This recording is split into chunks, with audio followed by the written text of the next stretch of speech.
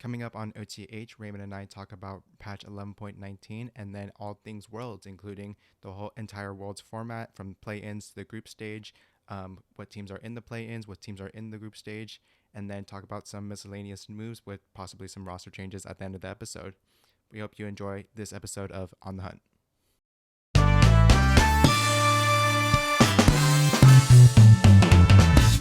Welcome everybody to On the Hunt, a League of Legends podcast. I'm your co-host Chris, aka the Airbender, because I bought an air purifier, dude, and that thing is actually pretty lit. Damn. I feel like I'm breathing at the top of Mount Everest right now. That's I feel like that's how that's clean my air not is. really where you want to be to like be breathing air though, right? You're saying Yeah, it's probably like not. thin, Yeah, no oxygen? What's going on? yeah, because I have weak lungs, so I'll probably die up there actually. And joining me on this episode is our other co-host Raymond. What's happening, man? It's been a while since we linked up, but we're here again with no other league content going on other than Hotline League. So the people are starving. I They know. need the league That's content. we're here to supply drips of water to the few starving people that listen to our podcast. Yeah, I don't know, man. It's been nothing crazy for me. Just been, doing what we're all doing, waiting for Worlds to start, playing some games, working Oh as yeah, per usual. Anything, pretty much the same for me. yeah, nothing big happening. I think I did play a couple of ranked games actually in League. Or I just like randomly had Actually, what had happened was I was playing some Wild Rift with a friend, Mhm. and I got shit on by this Varus, and I was like, man, now I want to play Varus. But then I went and played real League, and then I won the first game that I played it, and then the next day I was like, let's do that again, and then I lost, and I was like, oh, that's why I don't like this game anymore. And so that was pretty much it. It's and it helped me realize again why people are like that, I guess, in the first place. Of like, there's generally some part of League of Legends that is somewhat enjoyable that like kind of just builds on you over time, and you just kind of deal with it. But then at some point, you're like, man, that shit isn't worth dealing with anymore. Yeah. And so I feel like that's where you and I are perhaps at that stage now, or maybe we're just got other interests and life responsibilities, but whatever. It is what it is. And so, but other than that, I have been playing some League and TFT much more recently. Started playing some normals with the boys. Heck Played a yeah. bunch of Earth with the boys the other day, and I'm having a lot of fun with that. Dude, how do you feel about Earth? Now that it's back again, like are you an Earth enjoyer? Do you play it like like will you spam it when it's back? Yeah, I mean, it's not that fun to spam by yourself. I don't. I think the last time it was here was like last May or something like that. The pick your own champion one, Hmm. and I didn't play much at that time, mostly because like I didn't have a lot of other people who played at that time. But that right, like I actually really enjoy Earth, and I like playing it with my friends. I think I played some just by myself last night, and it's like it's still fun, especially when you pick your champions, and I have fun just like spamming the same stuff over and over. Like I'm a dirty little Kaisa Lucian abuser. I'll admit Okay. it. And Okay. ban Zed every game, um, but I have fun playing stuff like Azir, Senna, and shit like that, where like it doesn't get banned. You could just play it every game. Um, but why? What about you? Do you have different feelings, perhaps? Yeah, I don't know. I feel like for me, like Earth, I like playing some champs. My favorite champ to play in Earth was like a few like years ago, I guess, or like just not this year when Protobot was still like could clear waves. I would play Bard in Earth, and Bard is super fun in Earth because you get like your chime scale really fast. It's like every two chimes you get a chime level basically. Um, so you like super scale and you do a ton of damage with those autos and stuff. And I would use Protobot because you could like insta clear waves and that like saves you from having to actually lane with no abilities that help you in laning. Um, so like that was always hype for me. That was like my favorite thing to do. But like I guess for me, I play like more like weird shit, like just like whatever sounds kind of fun, and then give it a try. And I don't know when it's normal Earth nowadays, and people can pick their champs. I feel like I'm just always playing against cancer fucking champions to play against, and it's like, oh yeah, dude, let me just I'm playing against this guy who's played like 40 games of Zed and Earth, and like he's just trying to do his best to shit on me in lane or a Master Yi picker or something like that. I'm like, it's just not fun. to have to try to deal with those guys, you know? I don't know. It's like if you play custom games, you know, and you get like it takes a lot of effort to get like 10 of your friends into a custom game, right? And so you got to invite some randoms into it. And you don't know how they're going to vibe. And you get like 9 people who are all there just like, "Oh yeah, I'm going to pick whatever I want. We're going to have some fun." And then there's that one guy who is like a dirty tryhard or a one trick who only can play his champ and literally is dog shit at everything else, so he picks his own champ. And then they just like 1v9 the game because they're the only person trying hard, and everybody else is like, "Man, that's not fun." Like that's how I feel about people that are just like. It seems like every Earth game, like the enemy team is always just picking hard meta shit, and it's annoying to play against for me. I see. I see. I definitely agree that random Earth is it definitely has much more replay ability to it, and that there's some enjoyment in that as well. Um, I don't know, man. Get good and don't lose to people. I'm just kidding. Yeah, yeah, okay, Yeah, but I yeah, enjoy. I enjoy Earth. I'll be on the other side of that. Um, but also news in League is patch 11.19 that came out I believe last week, and with that came out with the release of Vex as well. So we can start there. Now confirmed what all of her skills do. Pretty much her passive fears, like we had discussed. Her Q is kind of like Nocturne Q, where like half of it is slow and the other half is fast. Her W is like Jarvan W or Lysandra W, where it does damage and then gives her a shield as well, but it doesn't CC. And then her E is kind of like Swain W, where it's like a circle on the ground at a distance and it pops and slows. And then her ulti is like a super range Akali ulti mixed with the size of like a Kaisa W, where you shoot it and then if you land it, you can ulti again to jump to your ulti target. And then I believe if the target dies within a certain amount of time, then your ulti resets as well. So it seems like that champion can be really fun. And I believe that I had heard that she's one of the champions with the highest win rate upon release in a long time, where I think she has like a 50% win rate, where typically that's not the case with a newer champion just because people are trying to learn it across all elos. yeah. Um, I've seen have you, you haven't played against it much, have you? I don't think you've no, played. what about you? Have you played at Vex or played against Vex a lot? I think I've played with maybe just a couple. I haven't played too many games since this new patch hit, but like I've played with her against a couple, maybe an Earth too. And then like I've seen like some streamers trying them out. So I don't know. The champ itself, you know, like I feel like with most new champs, right? If we try to explain it on this podcast, it's like hard to explain all of how it works together. And you kind of just explained all of X in like less than a minute, and I don't think you missed anything. You know, like there's not that many intricacies of like how the champ works. A lot of her abilities read like pretty simply what they do. You know, I think when you play it in game, it's almost like deceiving. At least in the times that I've done it, it's a little deceiving, like how much damage she does. Like I don't know that you can tell always like how she's doing so much damage. Just like it's like a bunch of spells hit you at once. But it's I'm I think it's not surprising that she's had a pretty high win rate. I think they hotfixed her like some of her damage numbers like within the first day or two. So I think it's like not surprising she's had a high win rate because it's kind of a simple champ to understand or play as. Like there's not like a big like involvement that you have to have with the champion or investment that you have to make to learn how to do it. Yeah, it doesn't seem too complicated. I remember trying to pick up some champions that get released. Let me take a look. I feel like when there was a champion that I was like trying to pick up and I just really could not get it a while back. I can't think of it, but so far, what I really want to say is that Vex it seems like Vex is going to have much more of an impact on the game than Akshan will. Even they'll both be enabled by next year, and then I don't even know if anyone's ever going to play Akshan, to be honest. Hey, some people played him in like I think Academy playoffs were on like the latest patch and they had an auction enabled, and then some people played it in there.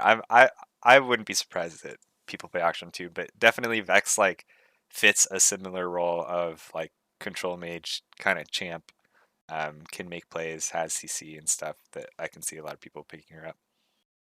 Yeah, and she kind of has like a control mage, but also somewhat assassin vibe. Not much mobility, other than outside of her ulti. so she can't really escape, I suppose. Yeah, I'd see it a lot as But like Azir kind of like where she has like an engage, like a costly engage, right? Like to go in and fear multiple people, but you're still like on a control mage build. It's like doing Azir shuffles and flying in and trying to get a 5-man ulti. Like if you fuck it up, you're pretty screwed. But if you make a good play, it's like very impactful. You can do a lot of damage. for sure, for sure. Well, that's the rundown on Vex. So far, I think she's pretty cool, and I do hope to see her get played more. Probably want to try her out myself as well. And then with the rest of the patch 11.19, this is the patch that they're going to play on at Worlds in about a week or so. And so, a lot of tweaks here, and a lot of tweaks to champions that like aren't even in the meta, like a tweak, like a buff to Cho'Gath, just kind of out of nowhere. Is there anything in this patch that really stuck out to you? I think there's not too much. Like uh, I think the biggest things that I can like that I think will make an actual impact are like the Kiana changes. Like Yeah, they tried to buffer for jungle right last patch and kind of mess with some things. They've had somewhat of a bug fix for the auto targeting for her like EQ combo. I think that's pretty important and just making people like want to play her at all. I've seen a decent amount of Kiana still being played, and they buffed the damage to monsters even more on her Q.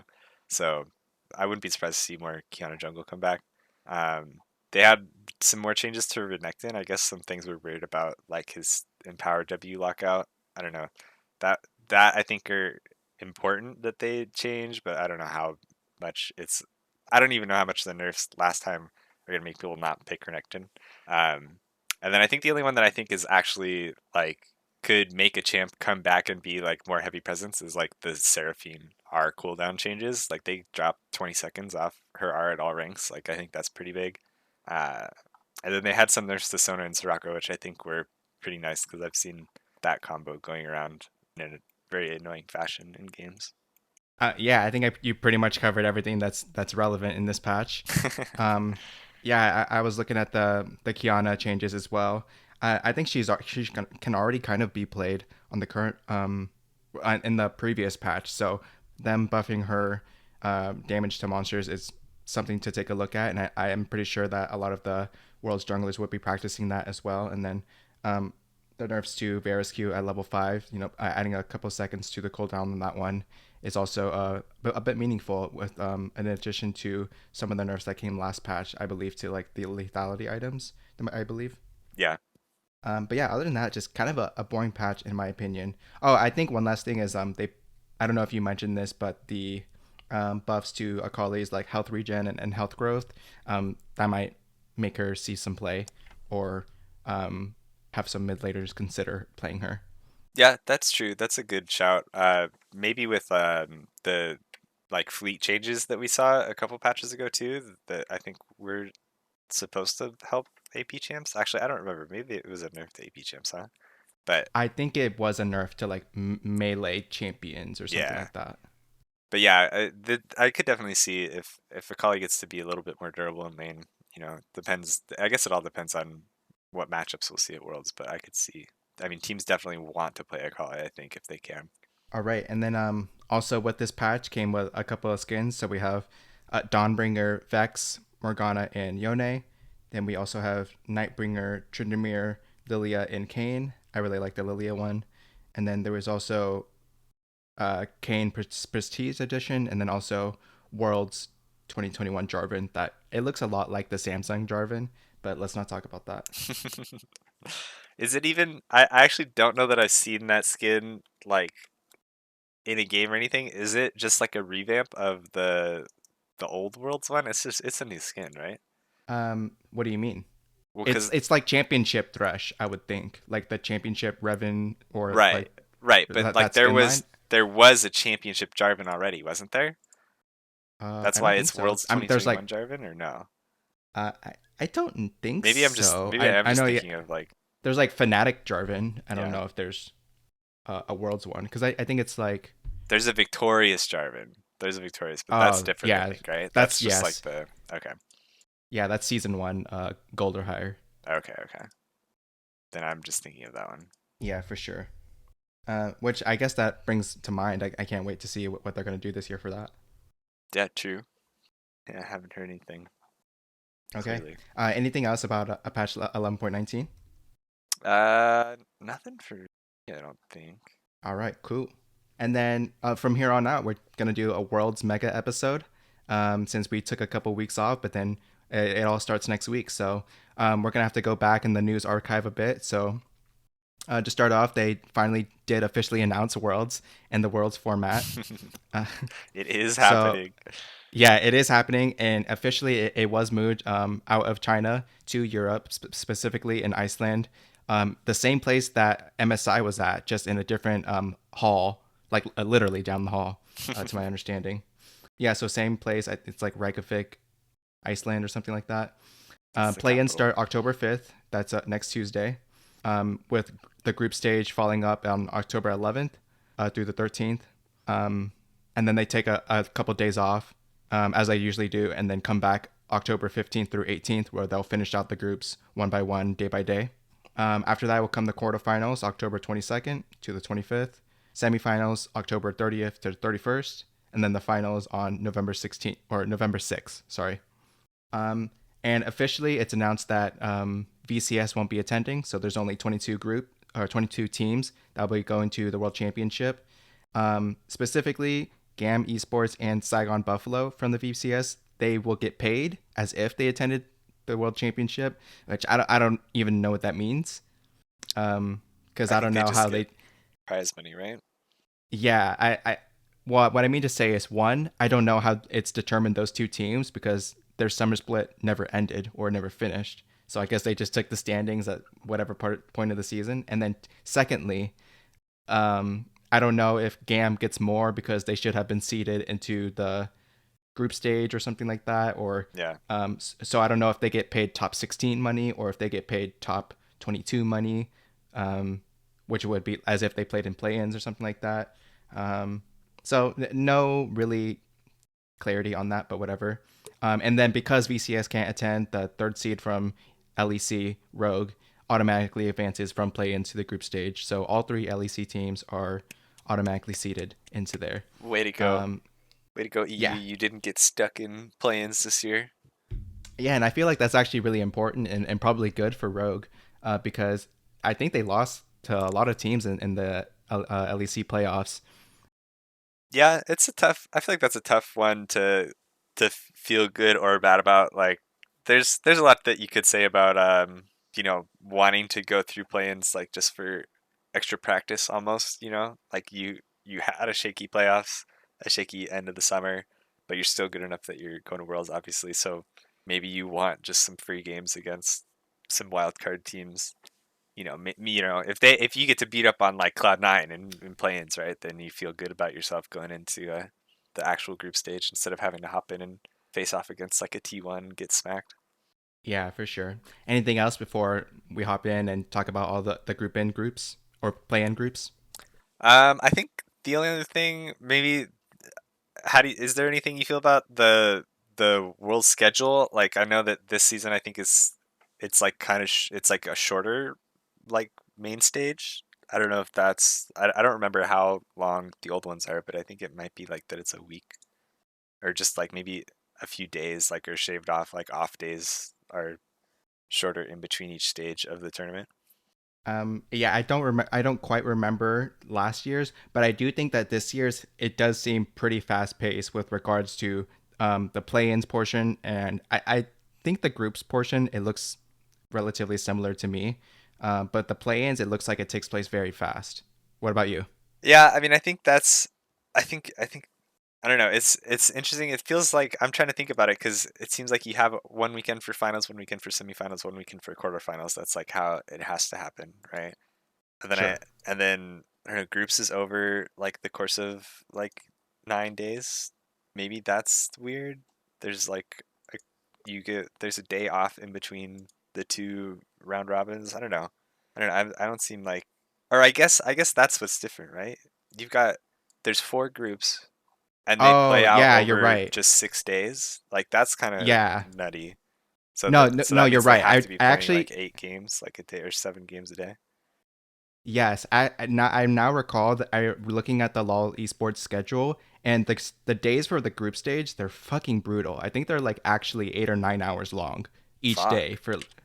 for like it. That's how many games are going on. So like we honestly like I don't even know if we can do like game predictions, or we and like it's kind of pointless to do like, or I guess it's not pointless for us to pick out some matchups that we might be excited about.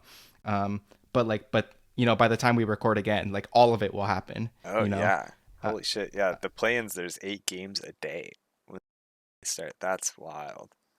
yeah, well, yeah, that's play-in. So I think play-ins is fast, but take a look at the groups as well, because the group, I think the groups are like The same. nine I think it's hours the long. same. Yeah, 8 games on the first day. Yeah, so Shit. it's actually pretty insane. And yeah, you can wake up at like 11 a.m. and it'll still be going on. Right. Yeah, that seems wild. That does seem wild to me, that how fast groups are going then. Like I don't know that that's you probably still are only playing like 2 games a day at most. I'm trying to look through these guys. So maybe you're not like that upset about it. Just FPX playing 3, or this is the single group days. Yeah, I'd bet you're playing just like 2 games like each day. Yeah, that is how it is for play-ins. It's like, some days you might play one game, and there might be one day where you play two.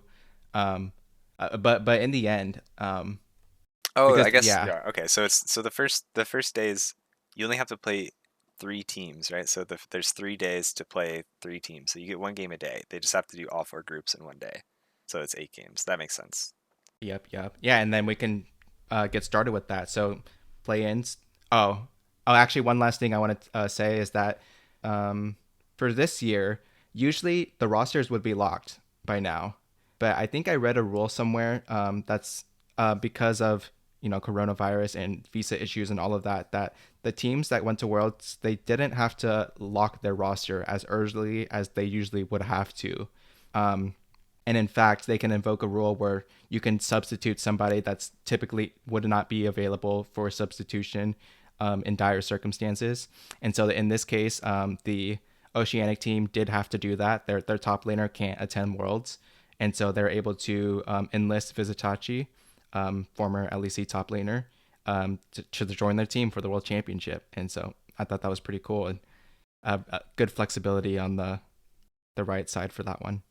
Yeah, that is cool, I think. I mean, it's one of those. It still sucks. It's like what happened with PSG Talon last year, where they had 2 subs, kind of too. But nice that people were able to they were able to find a solution for it and getting Vizicachi back. Plus, there are poppy buffs on this patch. We didn't talk about them, but I guess they're only Hell important yeah. for Vizicachi. So maybe Peace will win Worlds. They possibly could, dude. And so, speaking of peace, we have Group A that does have peace in it, and then also has LNG from the LPL, Hanwha Life Esports from the LCK, Infinity Esports from Latin America, and then Red Candids from Brazil. So yeah, that's 5 teams where from the different regions. Then Group B, we have Beyond Gaming from the PCS, Cloud9 from LCS, Unicorns of Love from CIS, Galatasaray Esports from Turkey, and then Detonation Focus Me from the LJL. And then how the play-ins works is that from October 5 through 7, each team plays every other team once, so they'll play 4 games. First place in each group will advance straight to the group stage, so just win your games and you'll go to the groups. Third and fourth place on October 8th will play each other in each group in a best of 5, and then the winner of that will play the other group's second place on October 9th. So that the group stage goes by super quickly to determine the 4 teams that get out of this and go to the group stage. Yeah, I mean, I think these groups, Group B is the only one that feels like interesting to me because it's got NA, which is actually a wildcard region, and then 4 other wildcard regions, right? So you don't know who's going to come out of this one. But then Group A is just you have LNG and Hanwha Life, and I don't see how the other teams have a shot at poking through the top 2. Yeah, actually true. Yeah, Group A, the first portion might not seem that interesting. At Group B, I want to say anything could happen, unfortunately. Hey, I'm gonna go out and say at that. least we don't have to face um Oceana this time, you know? Like they screwed us at MSI. That, you know, I can't have that happen again. Yeah, but they gave us Japan, so they're reaching That's back yeah, deep okay, into that's the true. meme archive. Yeah, that's true. And then but yeah, we might do the speed run for the 0 to airport percent in this one here. Gosh, can you But I imagine but if I C9 actually didn't make it out of play-ins? They would that's they the would be the only talk way of the that town. TSM 06 might ever be forgotten is if Cloud9 like goes 06 in play-ins and doesn't make it out. Yeah. I don't know about forgotten, but it But won't like sting as I mean hard. I like yeah, I don't think it would get forgotten even still, but that's the only chance. Like that's Yeah, yeah. But I do think whoever does get second place in Group A, and then they have to play a best of five against the Group B team. I Mhm. think maybe that could be interesting. Maybe like they might slump on that day. That's true. If it might be like LNG or Hanwha Life or something like that, who has to play against, let's say Beyond Gaming or Cloud9 are the third or fourth place team that they have to play against. And maybe it's not possible that an upset could happen there. Yeah, that's a good point. That's a good point. Definitely the fact that there's two chances though for like two best of fives that you can win to get into the main stage. I think that's makes you feel better. Or I guess actually never mind, it's the other way around, huh? You have to if you're third or fourth, you have to win too. Right, right. Okay, okay, I see. So that's the play-ins, and then coming through with the group stage, it's more or less the same format where there's some teams that are considered pool one seeds, some teams that are considered pool two seeds, and then pool three are the play-in teams, I believe.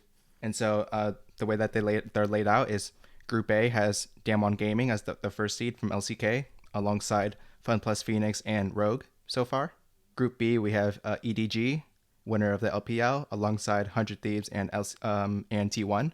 Group C we have PSG Talon from PCS, alongside Fnatic and RNG. And then lastly, in Group D, we have Mad Lions, the first seed of LEC, with Gen G from LCK and Team Liquid from LCS. We can start real quick with talking about Group A, Damwon, Fun Plus, and Rogue. What do you think about this group? Dude, this is I don't know. This is one of those that already feels like a group of death, but I don't know.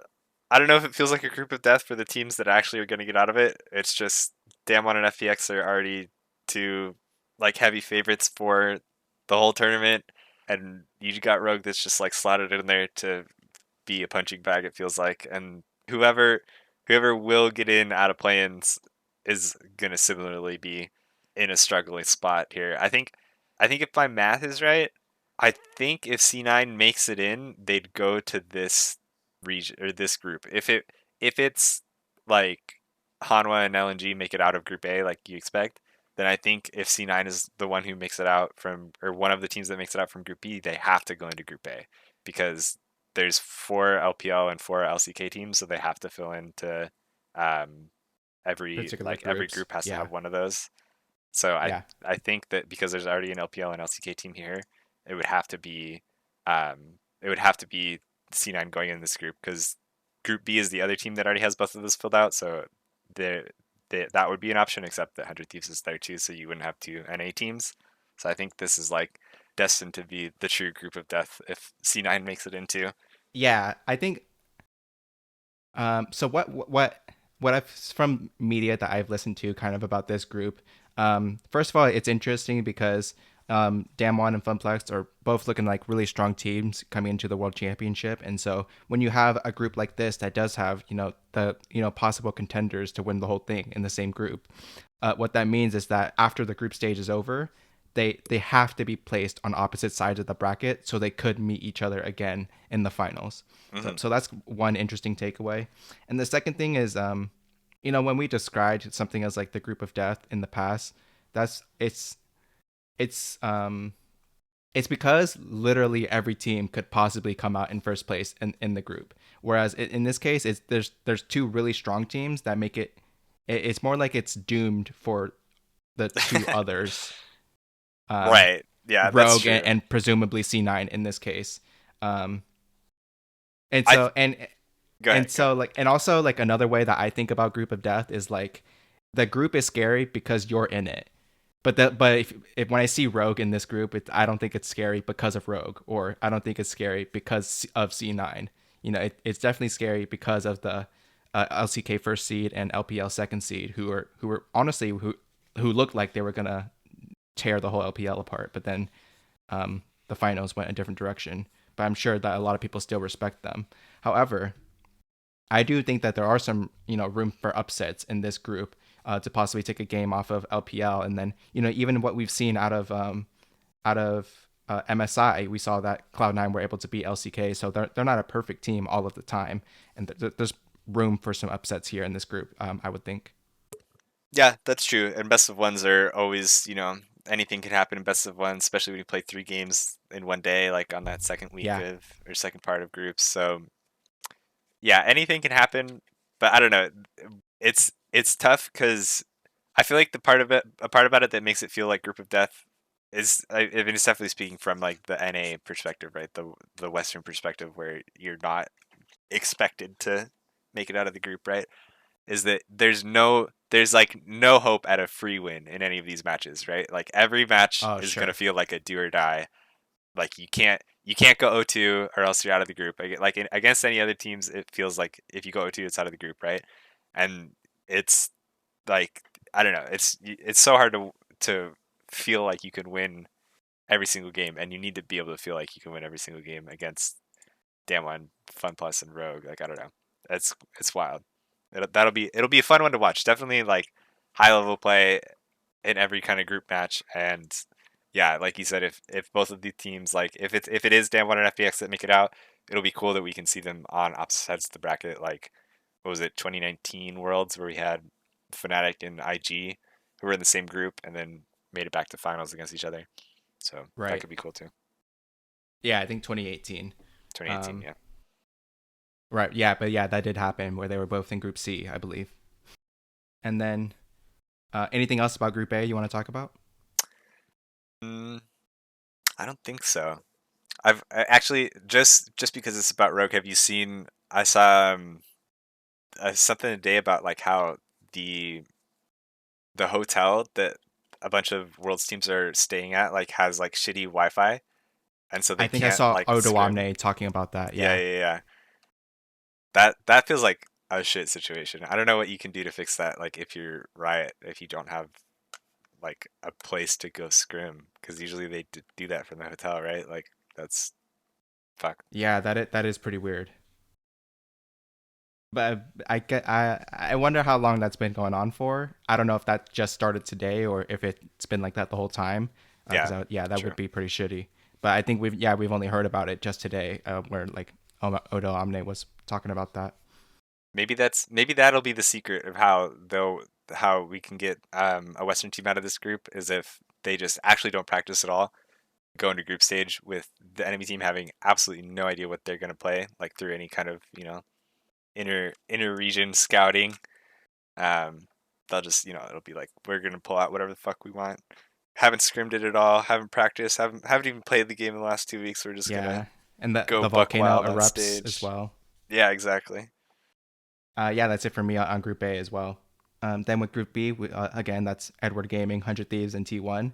And then presumably a team from the, call it, play-in stage. Any thoughts about this group so far with just these three teams? Um, I don't know. I don't know too much about EDG other than just like LPL is fucking good. Yeah, But I don't know. I feel like I believe in 100 Thieves to win some games here. Maybe I say with the utmost of confidence. I feel like that it does suck to not have like at least like an LEC team here. Like maybe you could get a Fnatic and feel like you can get some games off that team.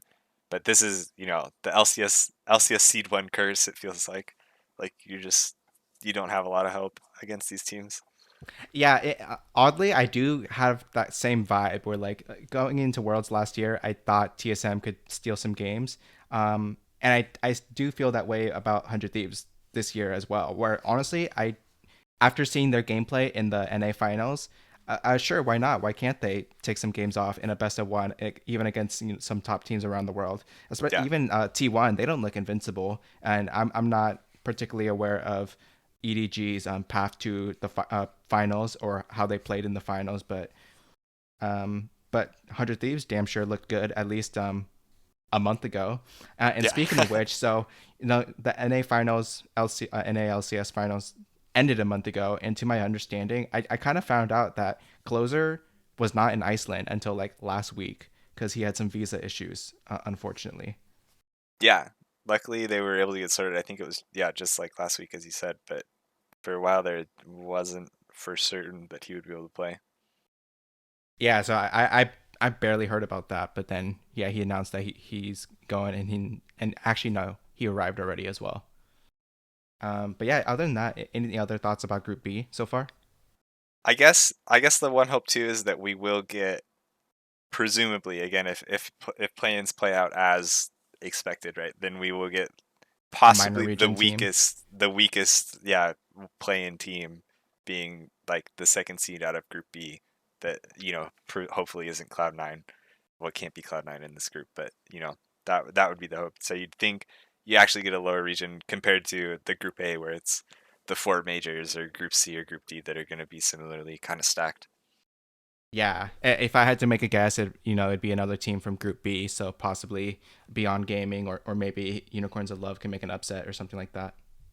Um, so moving on with Group C, then we have PSG Talon, Fnatic, and Royal Never Give Up. So I'll start this one off. I think this group is probably the most open for who could take first or second, because I feel like every team here kind of has something up their sleeve. PSG Talent, they're number one in their region for like pretty much the whole year.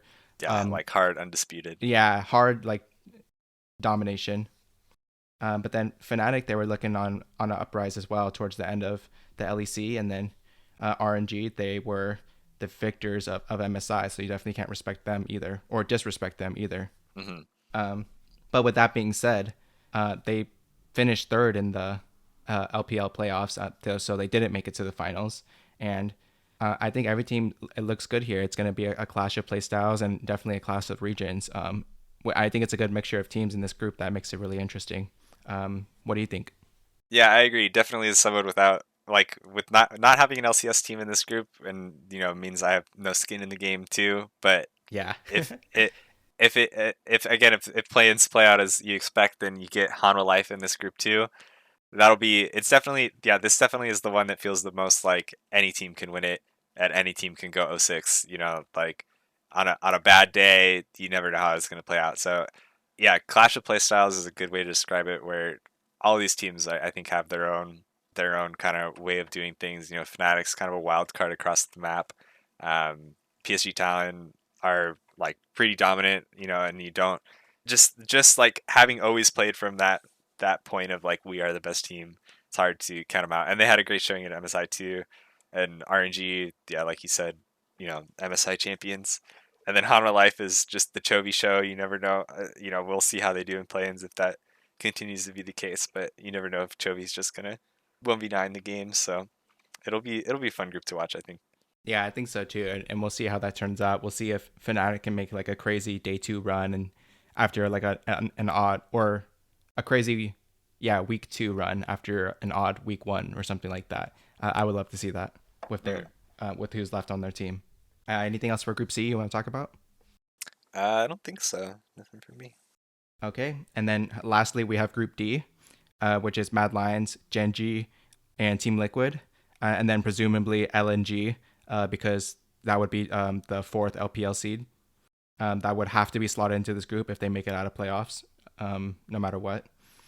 And so, keeping that in mind, what do you think about this group? Because I kind of have the same feelings where, well, actually, no, I don't have as much hopium for NA, for at least for Team Liquid as I do for 100 Thieves. Because Yeah. unfortunately, I have this weird feeling that they could still drop the ball, but at the same time, I know or I think internally that their ceiling is super high, and Alfari is still one of the best top laners on this side of the planet, and we still have Core JJ as well. And always got to give my kudos to Jensen, and then we'll just see how Santorin and Tactical do. but outside of that, I'm excited to see how Mad Lions is going to do, how Team Liquid's going to do, and then um, we'll see how they match up against Gen G and LNG. It kind of feels like good versus bad in a weird way. Yeah, I think the more I'm thinking about this group, the more I feel like pretty confident that it's like Mad Lions group to win. Actually, like as the number one LEC seed, they I think they have a good shot here. Genji, from what I remember from the LCK splits, like haven't looked that good. I don't know. LCK as a whole has had a kind of an off year outside of like Damwon, But so for Genji to come in here, like I think I don't think they have the best foot forward going into the group, and Mad Lions on the other hand has looked really good. Team Liquid hasn't looked, yeah, like you said, we only kind of saw them come to life in playoffs a little bit, and I don't know if I don't, you just don't know. It's been a month since finals. You don't know how that's going to continue. Yeah. But if I'm thinking about matchups, I'm thinking like, oh yeah, Core JJ playing against Ruler in the bot lane, like, and that's kind of where Genji gets a lot of its like anchor power from. So if Core knows how to play against them, and you can unlock Alfari and Jensen on the other side of the map, then I think you have a decent matchup. I can see a lot of teams outside of Mad Lions, picking up wins here. Um, and yeah, I don't know. LNG, the only thing I can say about them is clearly they're the fourth seed out of the LPL. So you figure even if LPL is really good, fourth seed has to mean something, right? So I could see, I don't know, I could see this group being pretty open in terms of that second place still. But I feel most confident about like Mad Lions is probably my number one pick, having not Oh done my wow. Okay. pick'ems yet. Oh okay. Yeah. Um. Wow. Yeah. I would love to see how the Western teams do in this group, and I would be pretty ecstatic if Mad Lions do really well in this group as well. And that should wrap it up for, the world's play-ins and group stage. Is there anything you want to backpedal on for any of that? I don't think so. Do you think I need to? Should I go back? Did I say something Yeah. dumb? Yeah. No, no, no, no, not. I don't think so. Just maybe we skip something or something like that. No, no, no. I think I'm good. All right. But well, yeah, the play-ins and groups they happen both pretty fast in my opinion. Yeah, definitely. I mean, it'll be like 2 weeks from now, right? And we'll have both of them decided. Or no, no, no. Yep. 2 weeks from now, groups will be just starting. But Yeah. And then after all the world's talk, we can take a break and do some miscellaneous news now towards the end of this episode. First off, I guess more relating to it will be the announcement of the world's broadcast talent. More notable, I would say, out of this announcement is that they got a couple of more LPL casters confirmed for the event. I know that was kind of a big thing last year, where like the event was taking place in China and they only had like one guy from the LPL casting on the like official broadcast for the thing, and so right. I know that riled up some stuff last year, and so now I believe they've got three from the LPL English cast to be featured on here. Notably, No Quick Shot, who has done a lot of the world stuff. But yeah, there's that. Any thoughts on any of this? Nothing really for me. I don't know. It's yeah, like I think it's cool that they are getting LPL people. I mean, having won two of the last three worlds, you figure you have to have some LPL representation. So that is cool for them. But yeah, otherwise, it still is a weird thing where we're gonna be like remote broadcasting kind of some of it, right? I don't know. That's usually how these things have gone for the Western broadcasts when we've been out of the normal Western region. So we'll see how it goes, but hopefully they can represent well, I guess. Yeah, for sure. Oh, also another thing I just remembered is that they'll also have three casters from LCK as well. One of them being the new guy Wolf, and I just remember like a lot of people shitting on him toward at the start of the year because he just like more recently picked up League of Legends and like kind of got into it Oh, because really? he's actually like he's like an OG kind of caster, and I think he's done like StarCraft. And so he's done RTS games, he's done shooter FPS games, and then he's also doing MOBA games now with League of Legends. So he's casted a whole variety of like esports genres, and so now he's in League of Legends with MOBAs. And yeah, I remember like at the start of this year, people were just shitting on him because in a weird way he like replaced he replaced LS because LS is with T1 now, and he doesn't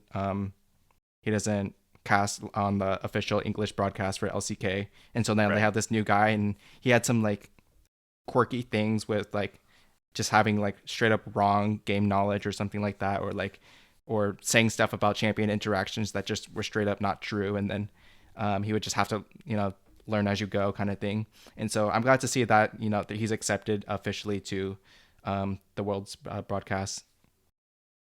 Yeah, I don't know that I heard too much about that stuff, but that's cool for him. That's you always. I feel like sometimes you got guys like that, right? I mean, we've had Riv and NA that just kind of says whatever he wants on broadcast. I get it. I respect the grind for the guy. But yeah, yeah, I as well. Next thing up is I saw a story that um, TCL, the Turkish league, are going to close their League of Legends studio, and their whole league is going to move to online only. Um, I feel like I wouldn't be surprised if this is the first of many of these kinds of moves, especially with VCS having some troubles, and then I don't know how other countries are doing with dealing with coronavirus and all that, and so Yeah. yeah, I'm thinking this could be like the first of many, or even just like a possible indicator of like some leagues dying out in parts of the world, in the next coming years or something like that. Am I Yeah, am I it's taking it too seriously? no, I mean, I think it's fair. It's a fair concern. Even if I don't know, like I don't think it'll be like dominoes falling like everywhere now, like if people are just gonna jump ship in other regions, but like I think we've seen, there's been issues like with NA viewership even, like for leagues that aren't super popular on their own right, I don't see why this isn't like, an option in the future. Or like why it wouldn't be. I think there's hope that I don't think like everywhere it's going to do it. It's not like China's going to be the only place left that's playing in stadiums. Like uh we've seen just like in EU, a lot of like the EU Masters leagues, or just regional leagues, I mean, have like gone like nuts this year.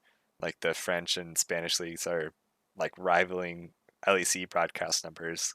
Um, Absolutely, yeah, so so I think there's like signs or examples of successful leagues at the same time, like that are doing the model that has been done.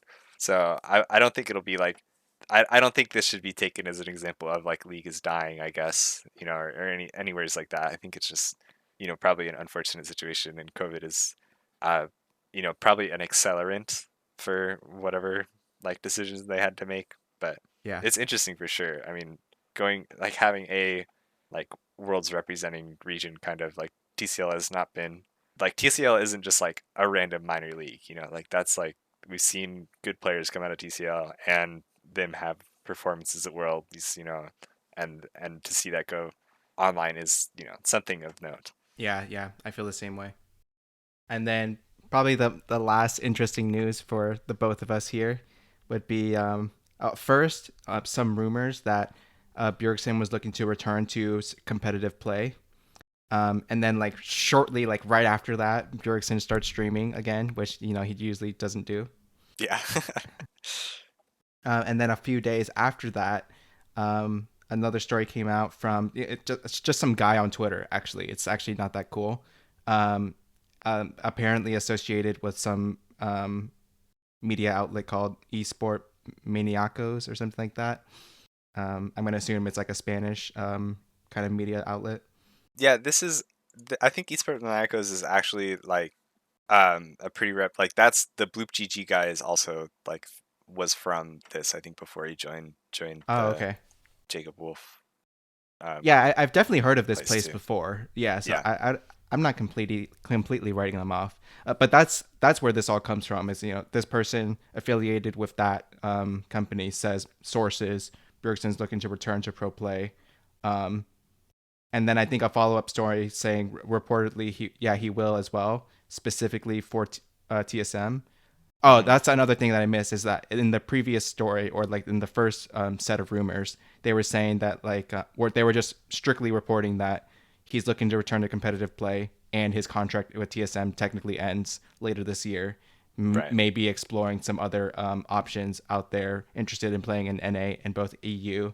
And then also around that time, there was some company called Surge Management saying that they're welcoming Bjergsen to their talent agency. Um, and that talent agency also manages other people like Jensen, Impact, Yamato Cannon, Jizuke, Karzi, Pobelter, Crown Shot, and Cabo Shard. So that they have experience with league players and getting them good deals, I suppose. Yeah. And um, so there's that. Bjergsen's looking to come back to pro play. And the latest news is that reportedly it's for to be the mid laner for TSM. So I'll stop there. What do you want to talk about first? Man, I don't know. It's I have to say I guess I'm not too surprised. I don't think I would have said like when he became a coach I was like, "Oh yeah, this won't last." You know, he seems like the kind of guy that is like would be a good coach and wanted to coach at the time. You know, like I think that 2020 season was probably like a toll on him and he wanted to not have to be the player and like leader that he was being on that roster. So I can Yeah, see like why you make that decision to move to coach. But I think it was like for watching like TSM Legends and like the struggles that they had, like it being a winning team this year, I can see also how you just be like, fuck this, I'm still good enough. I'm gonna come back and play like I shouldn't call it now. Like I get how that happened. So I don't know, it's exciting. I like Bjerg is like a really cool player, and like figure in the scene, so I'm glad to have him back playing if that is reportedly, what he does come and do. yeah, I feel a lot of the same way. I remember I think the second to last TSM Legends episode where he says something like, "Guys, I played like 14 solo queue games today. Why did I play the second most out of everybody or something like or the Yeah, most out of everyone or something like that." yeah, Like and it's leading into like like the TSM playoffs, and it was like, what do you mean? Like what are they doing? I don't know. right, like how is the coach playing more solo queue? Like he is not taking like it's not like he's in the middle of scrim blocks and playing solo queue on his own. Like he has the same time. Yeah, or I would think so. Maybe they're just too busy playing scrims, or like doing a lot of scrim blocks or something like that. But then, but yeah, I agree with you. Maybe I think last or having played so many years can maybe just probably burned him out. Especially not going to Worlds for like twice, 2 years in a row, and then finally making it. They go 06, and then that's just like kind of the turning point for him of like, hey, I kind of want to take a break, try out coaching, and that probably gave him a lot of perspective on um, how to manage a team, spectating a game, learning about different aspects of the game, just from a different point of view. And Hmm. so, kind of a shame that that if he wants to play for TSM, that means POE does have to leave. That does mean that TSM would get another that would open up an import slot on TSM if Power Evo does have to leave the team because of that. But then um, and yeah, what I'm excited for this because one, that's Bjergsen, legendary mid laner for the LCS, legendary TSM mid laner, and then also I feel like it's really inspiring for him to come back. Um, and I'm hoping that this like ignites a fire within like other pro players who are like kind of around, but then like maybe like they're like fuck dude, like I don't want to give this up yet, I still want to win something. And who comes to mind, I'm thinking of like obviously Double Lift, possibly Biofrost. I don't know what the fuck Smithy is doing, but Yeah. maybe the people are out there who also just kind of, I don't want to say called it quits, but they weren't part of the LCS this year, and so that the LCS did feel a bit empty in Hey, my I'm a cutie pie opinion. has been streaming again too. He's been streaming League. Maybe he comes back. Hell yeah, I mean, anything is possible, dude. When you set the fire, anything could burn. So that's kind of my thoughts on it. And then I touched on a point there that if Bjergsen is going to play the mid lane, then that opens up an import slot. And then lately there's been some talks where, again, that same Twitter Surge Management, they also tweeted out that Rekkles, well, they just say something like "Welcome Rekkles" or something like that. So we're just assuming that that means that he's a part of their talent agency, or Yeah, I mean somebody at that definitely, right? agency represents him now with regards to managing his deals. Although like you can go to their website like surge.man or surge management, and you can see that's how I found the full list of players that they represent in League of Legends. And Bjergsen and Rekkles are not on that list, but their Twitter was saying stuff like this, like "Welcome Bjergsen, welcome Rekkles," and stuff like that. Yeah. And a story came out today, September 29th or September 28th, that sources say reportedly that Rekkles will be leaving G2, and Rekkles is obviously a huge figure in the LEC. So this is crazy news because he's under contract with G2. He's definitely going to have a high buyout for any team that does want him. And then it sounds like he's open to exploring his options with that. And if he has to go to another team, possibly he could come to an NA team. And possibly there's not a lot of teams in the NA LCS would have an open import slot if he were to come here. And TSM could be one of them. And he could be playing with Bjergsen. And summer 2021 summer split Honda MVP speaker as well. It's true. I mean, yeah, I don't know. It is kind of wild. I think It's a stretch. I'm it's not gonna lie. it's a stretch, but only kind of. Like there's a lot of reasons why it could happen still. Like I do think it's not like a guaranteed thing, right? Like there's been today's has been like just when more of the recklessness has come out that he like is like it sounds like shit kind of hit the fan with G2. However, like that's almost a done deal that they don't want him back on the team, so they want to shop him somewhere. And Yeah. we've seen G2 in the past do like I mean it's only been the Perks deal really, but not wanting to trade players to other EU teams, like that's a precedent that they have set. If you're Rekkles, I don't think you want to go to a team that can't win. Like G2 would be like, oh, yeah, you can go play for like the team that's buying out Schalke's spot, or you can go play for XL or something. Like, and he's like, I if I was Rekkles, I wouldn't want to do that.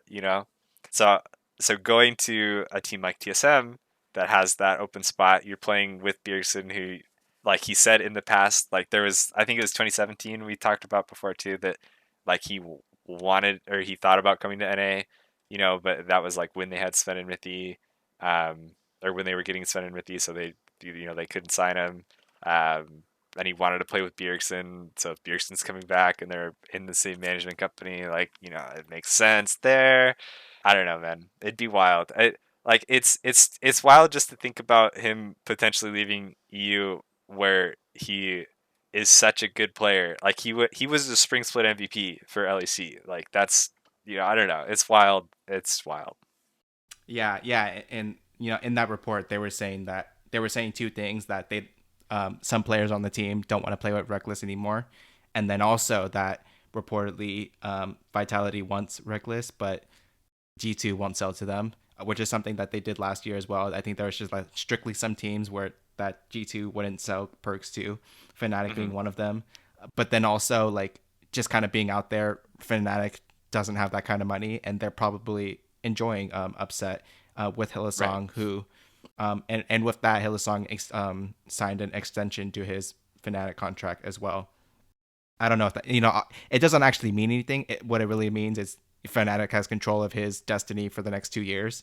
Not Right. exactly that he will be playing for them. That's a really important takeaway that I kind of Yeah. learned in the last year. Extending a contract though, I feel like is one of those that if you're doing it, you're pretty sure you're making that decision to play for them next year. I feel like that's not a good negotiating tactic. Like if you were to extend, but know that you might be being traded.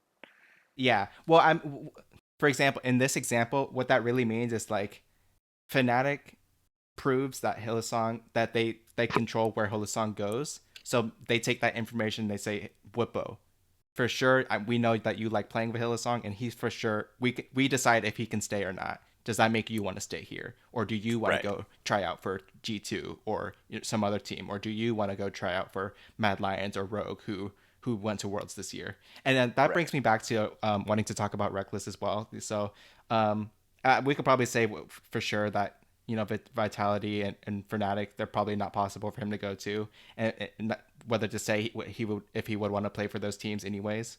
And then thinking about the other teams that went to Worlds, Rogue and Mad Lions. I think Mad Lions, I think Carzzy is making the decision to look to enter free agency. So maybe there's an opening there as well if Rekkles is looking to join a team that because all that really matters is that you go to Worlds, right? Maybe it doesn't. It's not as important to win the split or something like that. But what matters Sure. is that you can, you feel that you're with a competitive team that can go to Worlds in that region.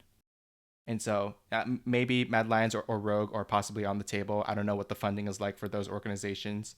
Probably piss poor, to be honest, to my understanding. Yeah, I mean, Um, Mad Lions was a team of rookies last year, right? So their yeah, contracts are probably pretty dirt cheap at the moment. yeah, I would think so too.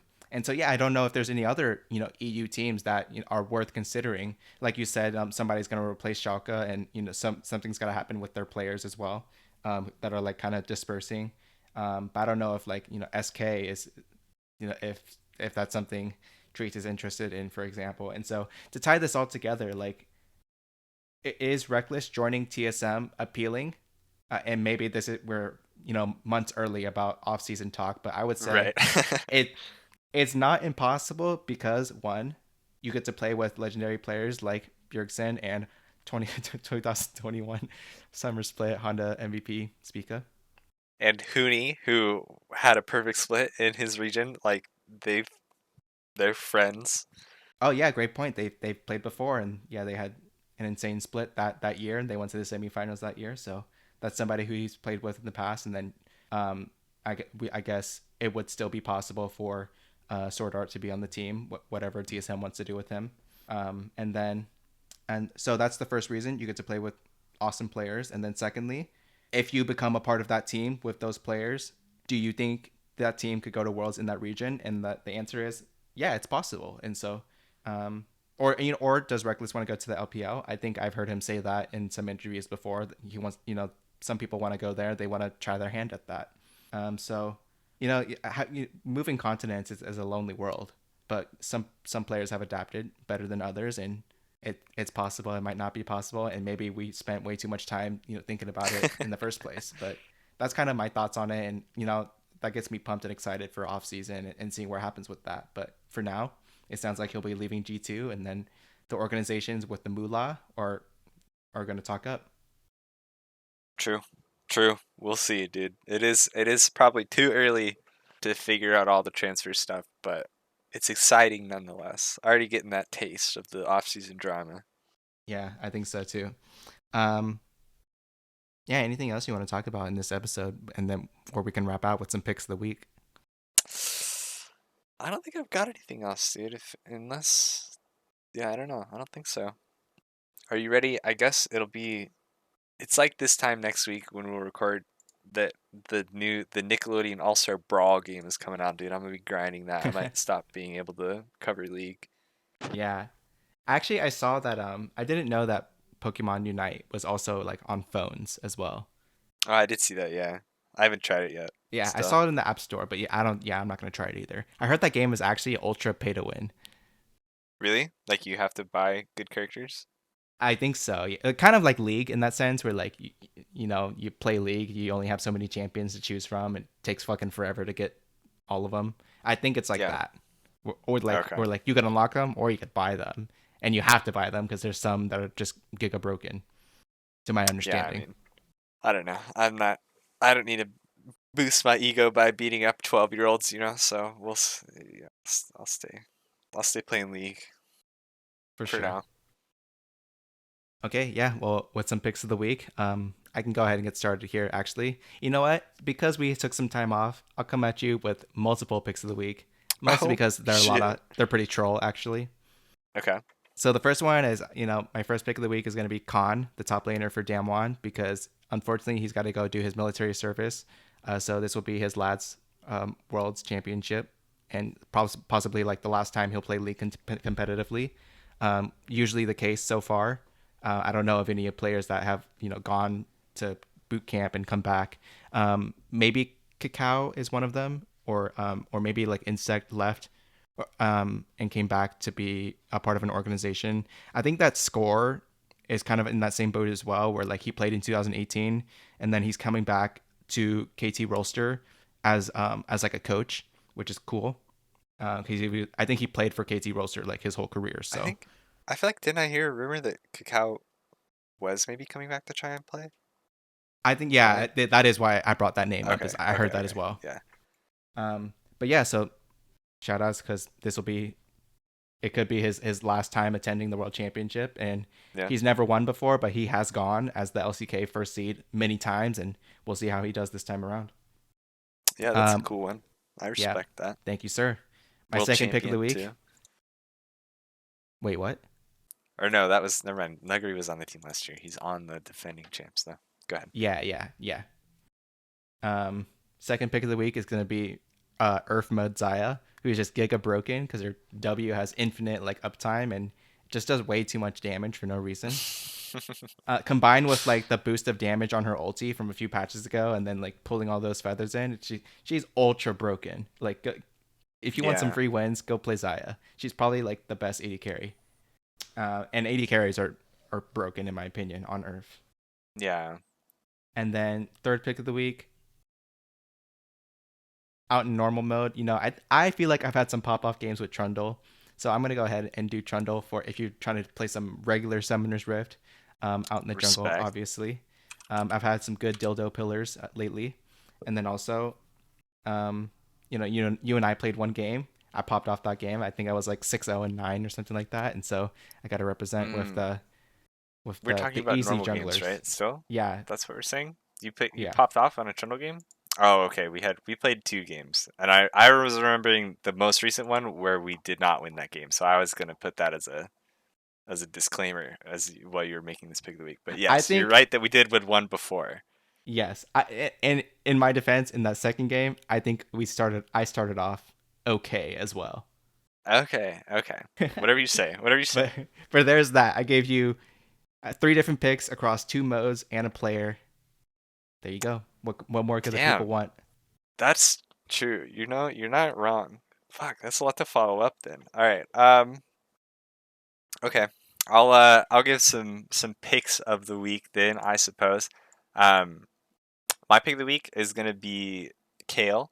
I've been watching a lot Shit. of some Sanchovy streams. I like he's a pretty good Kale player. I like Kale just as a champ. You know, it's one of those like super good like late game fantasy champs. If you get to level 16 and you get a couple items, you're just like 1v9 smurfing games. Um, I've tried to play her in Earth, and to be honest, the first game I played her, it was actually pretty lit. You go like lethal tempo. Once you hit level 11, you're just like actually you go kind of nuts when you're lethal tempo procs and you have an item or two. Like you can just sit standing still like at 4.0 attack speed and shred people. Um, but it's definitely you have to figure out how you're gonna get there. The game I played her and popped off, I was laning against an Ezreal in the mid lane who like somehow managed to let me solo kill him level 1. So I don't know how that happened. And then the game that I tried to play her again, I played in a duo lane in bottom, and it did not go well at all. So your results may vary, but Kale's a pretty litty champ. And then my second pick of the week is going to be Bjergsen streams, since he has decided to market himself in order to find a good free agency contract, I suppose. Um, he's been streaming more, and those are some pretty fun streams to watch. He's still super fucking good, and I feel like has like a really good like mental and like vibe about his stream about like improving and like just self improvement kind of stuff that just like listening to him is pretty cool. So shouts out there.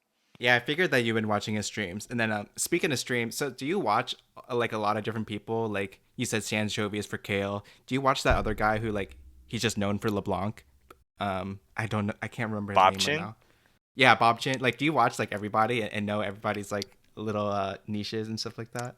I don't watch everybody. To be honest, there's not like too many different ones that I will watch. There's been a lot more people like streaming League recently that like I used to watch too. You know, like with Shifter and I'm a Cutie Pie like streaming more often. I feel like I've hopped around to more streams than usual, but for the most part, like I honestly like during the day I will only like tune into the Baus stream usually, because he's just the guy on because he's in Europe. But like that's always banger streams. Bjergsen's been streaming like randomly for 12 hours at a time, so like whenever he's streaming, I'll tune into his stream, and then I'll watch like Double Lift and Sanchovies. But like most of the time, it's just like streamers that I like to watch. I don't watch every one trick and all that kind of stuff. Oh, okay. I thought you were in with the scene or something like that.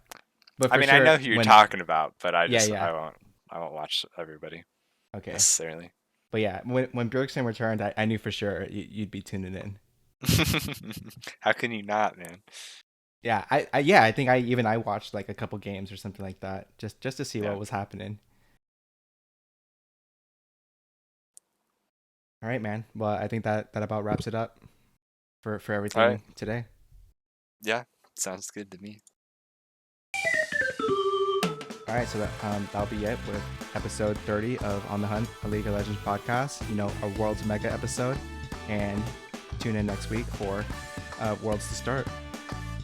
We hope you Yeah. enjoyed this episode, and if you did, be sure to subscribe to us on the service that you're listening to us on, if you haven't already. We'd appreciate it if you also give us a rating or hit the like button to show some support as well. You can find us on YouTube as well as your podcast player of choice, from Apple Podcasts to Spotify and so forth.